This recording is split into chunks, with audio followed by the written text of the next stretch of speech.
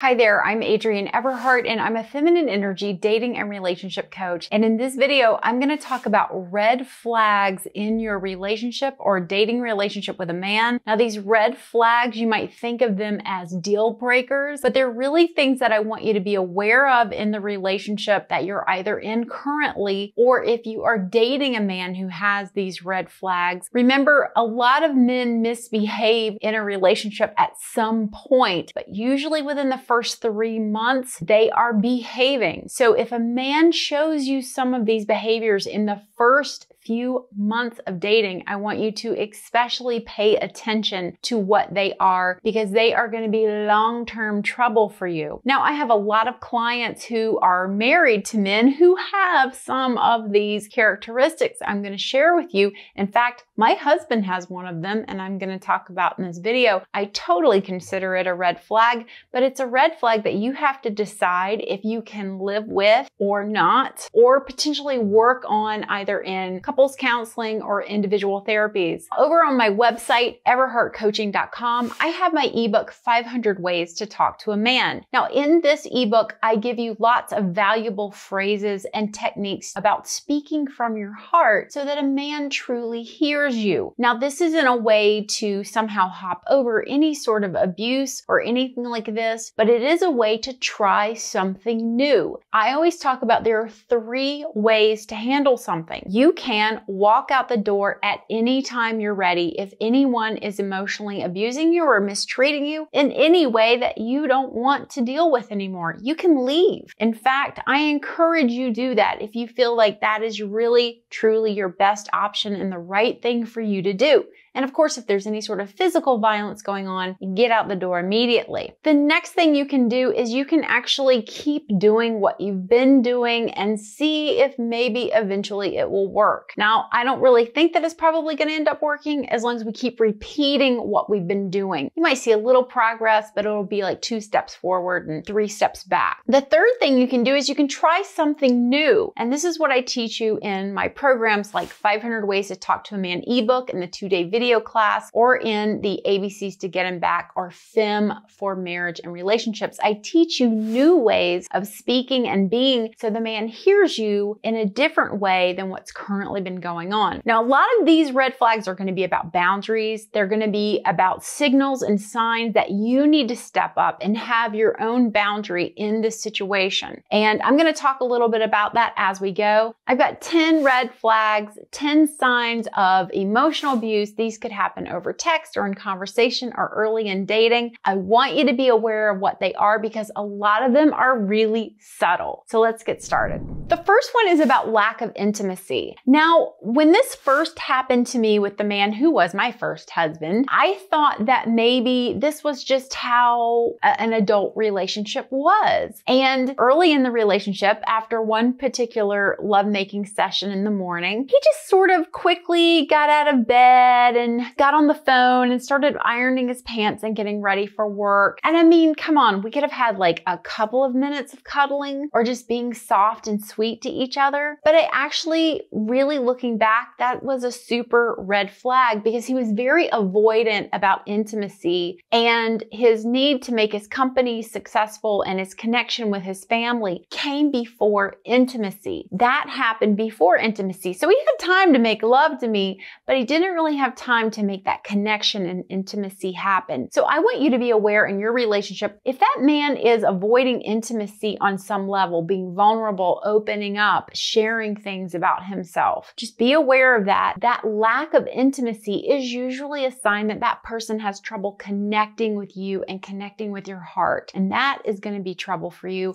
down the road one way or another. Number 2, this is about boundaries. Now, I had a guy that was so crazy about me in college, and he just had no respect for my boundaries. And one of the things he did was one night I wanted to just be alone in my apartment. I wanted to do my nails. I wanted to do my laundry. I just wanted to be me and away from him. And sure enough, around 7:30, I get a knock at the door, and he has an ice cream, a quart of ice cream, and 2 spoons. And I was so angry at him. I was like, what are you doing showing up at my house with ice cream? I've told you I want to be alone. And he goes, well, I just really felt like you needed this. So a guy who breaks your boundaries can do it in some really nice, subtle ways. And a boundary is a boundary. That's why it's there. It's what you need. It's your time. It's your space for your emotional well-being or your physical well-being. So you may be experiencing a guy creeping in on your boundaries in a different way than this.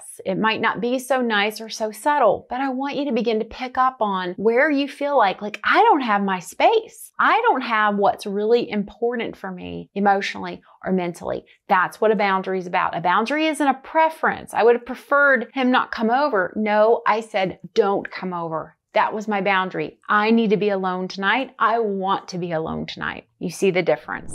The third thing I want to share with you is that a man can sometimes project his feelings on you, especially if he's immature at having adult conversations or if he's kind of immature in problem solving. And there are men like that out there who can be, completely educated, so buttoned up in all terms of their job and their family life. But when it really comes to having a conversation and solving a problem, they'll get angry and kind of go back to when they were 5 years old and project their feelings on you. Now, projecting their feelings means that if they're feeling angry or hurt, they'll say that you're making them feel that way, that what you've said is making them feel that way. And as you know, you do not have the power to make someone feel any way. If a guy's feeling hurt or angry, upset, it's because there's some part of him that is feeling that way to begin with. Now, you might be surfacing it, you might be triggering it, but this can get really sticky when a guy projects his feelings on you and blames you for how he feels. My tip for dealing with a man who projects his feelings onto you and blames you for how he feels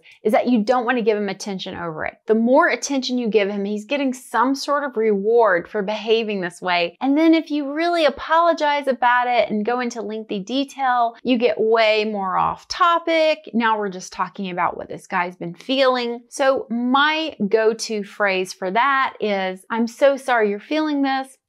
I don't feel the same way. And you let him know that, I'm sorry that you're feeling so down about yourself, but I'm not feeling that way. And you got to shut it down. No matter how much he tries to get you back into how horrible he feels and he's projecting those feelings onto you, you have to stand your ground and go, okay, well, I'm sorry you're feeling that way, but I would really love to, when you feel better, let's problem solve the topic at hand and see if the less attention you give him, if he gets better at not using that method to hide from having the actual conversation. A lot of guys do it. Give me a thumbs up in the video if your guy does this as well. The fourth one is when you get together, he talks about his crazy ex. Now, this happened with me and the man that was known as the artist in my life, the guy who swept me off my feet. He had these really vague stories of why he was still single at over 40 and hadn't been in a relationship for longer than 6 months. And it was always about the girl. It was always her fault. And at one point, his sister had even spoken to me and said, oh, yeah, that one girl, I don't know what he did to her, but wow, she really suffered. Well, I later found out, what he did to her was the same thing he did to me, which is love bomb you, give you the world, and then take it away. And when someone does that to you and you're already in a love-starved place, it can wreck your life. So when a guy goes on and on about the crazy ex, how crazy they were, and he doesn't really have a lot of positive stories about his other relationships, which, don't get me wrong, a relationship has to end at some point with someone, but are they all crazy? Or is he crazy? Pay attention to how they speak about their exes. That really shows you if they were able to have a balanced, healthy relationship with that person, and also find closure once the relationship ended. Number 5, I get this a lot. It's a question I have often in my group on Facebook, I Heart Love Academy, and that is, when should I commit to a guy? I've been talking to this guy for 2 weeks and he already wants to commit to me. I've been talking to this guy or dating him 3 or 4 times and he already wants me to be his girlfriend. I know people who tell me that they just started chatting with a man online and they're now exploring commitment and they haven't even met. It's crazy. It's a red flag. Look out for it.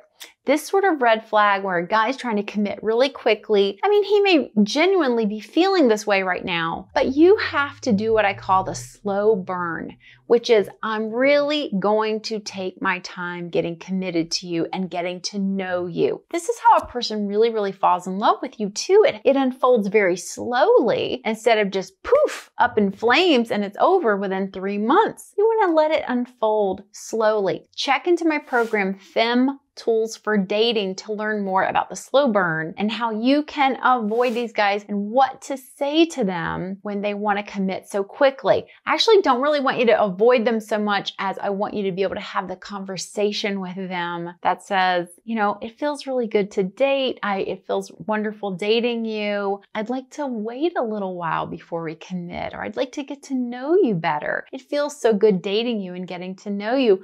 I'm not quite ready to commit. Be ready for whatever he may say or do in response to that. Now, this next one is about violence and anger. Now, again, a man's going to be on his best behavior within the first 3 months of a relationship. If he shows you any sort of outward violence or anger that's above what's normal or what a person can normally feel or process, such as someone taking your parking spot just as you were about to turn in, he shouldn't blow up and get out of the car and threaten them with a baseball bat, right? He might be a little pissed off, but it's not the end of his world. That's a man who can process his emotions like a man. A client once told me that actually on her 3rd date with a man, he got so angry that he couldn't open the toolbox on the back of his truck bed that he took a hammer and beat it with a hammer until it would open, cussing at it the entire time. Now, if you are in a relationship with a man who occasionally behaves like this, it's really important to let him know, I feel scared. I feel scared when you behave like this. I feel scared when you act like this. I can't be around it. I cannot be around it. I feel horrified. I feel scared. And if his violence continues to be an issue and he acts outwardly about it, I really encourage you seek professional help and get some sort of feedback on how you can protect yourself, your children, whoever in the house, and get them away from seeing this sort of violence. Is it a red flag? Absolutely, especially early on in dating. This next red flag is about the long distance guy who reaches out to you. I don't know what it is about long distance guys that are so appealing to so many of my clients, except that they are a great way to keep distance with your heart. And when you have that distance with your heart, you don't get hurt as bad. You don't really get into a real relationship with someone who's long distance. Even if you see each other twice a month, you have to live near one another. You have to date regularly. So yeah, I think a long distance relationship is a red flag. Unless your husband's in the military and that has to be the way it is, please quantum date locally, keep your options open. A long distance relationship is not a real relationship in that you have all the perks and benefits of someone living in your own hometown, that you can experiment living near each other and dating one another regularly. For me, long distance is a red flag. This next red flag is about lying. I have a zero tolerance for lying. If I find out someone has lied to me, even about something small, I can't trust them. Lying for me is just the end for a relationship. Now, there are such things as maybe a little white lie or a little lie about the edges or lying by omission. I don't care. If you lie to me, it's a done deal. I'm an honest person. I'm not going to lie to you, and I expect the same. I do not tolerate lying of any type. Now, you have to ask yourself if you feel the same way, because for me, lying is a red flag, and I don't want to be in a relationship with a liar. If they lie to you about something small, they will lie to you about something big. I do not like lying. Another red flag is the guy who criticizes you, but he disguises it as playful banter. He maybe calls you little names or silly girl or things like this. For me, that would infuriate me because I'm not into name calling and I'm not into being taken down a notch. No one's here to take anybody down a few notches by insulting their intelligence or calling them a name disguised as a playful antic. With a man like this, you have to establish a boundary immediately. I get you're trying to be funny and cute, but it's lost on me. That triggers me Please don't call me that name. You let him know. You have a boundary immediately. I don't feel comfortable being called that name. He goes, why? Why? You're so sensitive. What's the matter with you? Oh, I understand that you feel that way. I don't feel that way. Please don't call me that name again. I don't think it's playful. I don't think name calling or degrading someone is playful. And if that guy is looking for the type of woman that he can kind of subtly take out his aggressions on, let him keep looking, because it's not you. Now, my last red flag is something my husband actually does. And I want to tell you, a couple of times it's coming really close to being the death of our relationship. But usually after I sleep on it overnight and we get up in the morning and it's a new day, it's not as big of a deal. A lot of people do these things, but for me, it's a huge trigger because it's something known as contempt or disdain. My husband will sometimes roll his eyes at me and he will start smirking while I'm talking, or he'll scoff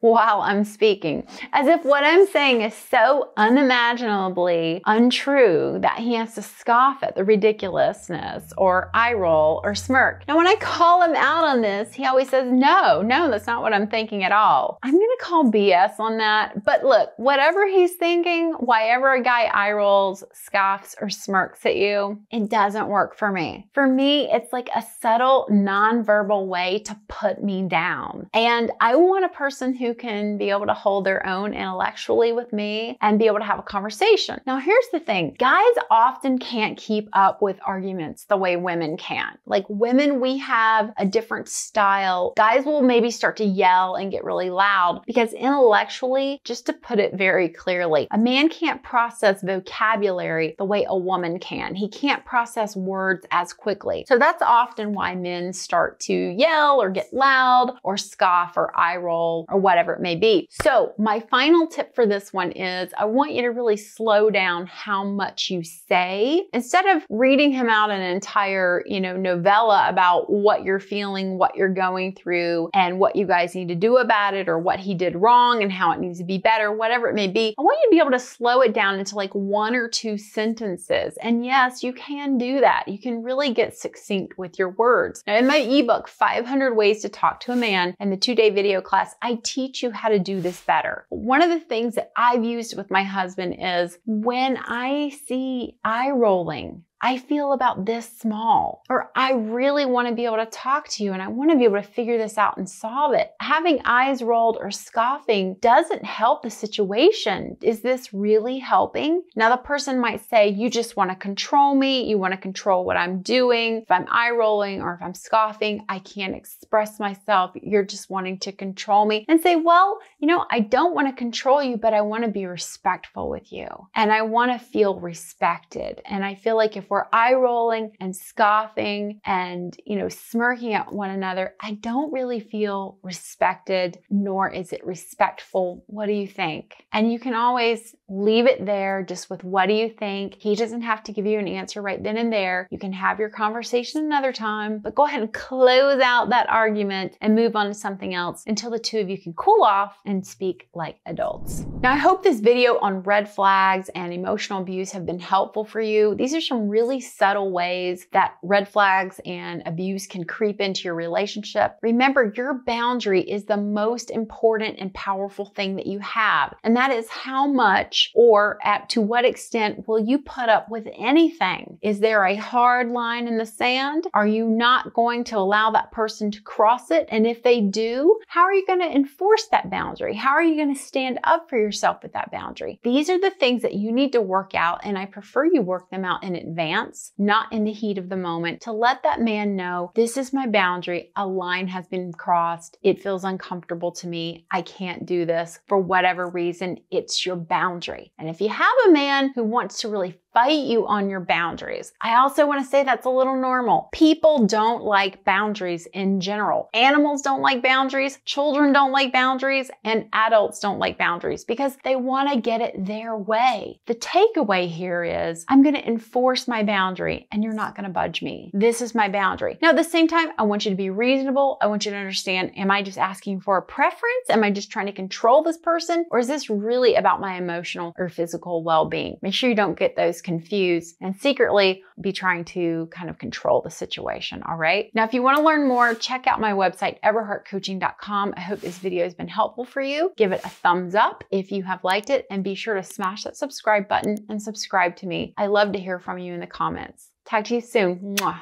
Bye-bye.